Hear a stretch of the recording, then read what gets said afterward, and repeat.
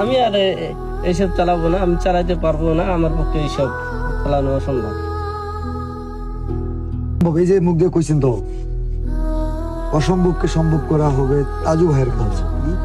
And এই মুহূর্তে কতজন দেখতেছে জানি না, আপনারা লাইভটা কাটার পরে অথবা যদি আমার আইডিটা রিফ্রেশ করে ঢুকেন দেখবেন ওখানে লেখা আছে বায়ুতে এই পেজটি তাজু ভাই 2.0 কে উপহার দেওয়া হয়েছে। আজ থেকে এই পেজের মালিক তাজু ভাই। আলহামদুলিল্লাহ। 5 এপ্রিল 2026 রাত 10:24 আমি ওনাকে মন থেকে একটা গিফট করলাম এবং আমি সেই সাথে বলে রাখতে চাই এইখানে কোনো সাইবার অ্যাটাক হয় নাই, এখানে কেউ একটা কপিরাইট দেয় নাই, এইখানে একটা মিস্টেক হইছে।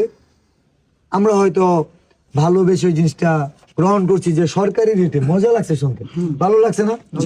কিন্তু ফেসবুক গভর্নমেন্ট রেট কে প্রেজেন্ট করবে, উনি তো অথরিটি পার্সন না, নন কোনো পার্সন, মানে উনি কি ওয়ার্ল্ড ক্লাস কোন, আমি ছোট করতে চাই বিষয়টা বুঝি, গভর্নমেন্টের কোনো পার্সন, এটা সংসদের কোনো ফুটেজ ছিল, আউটসাইড একটা ফুটেজ, এই জায়গাতে সরকারি রেটে কি হচ্ছে।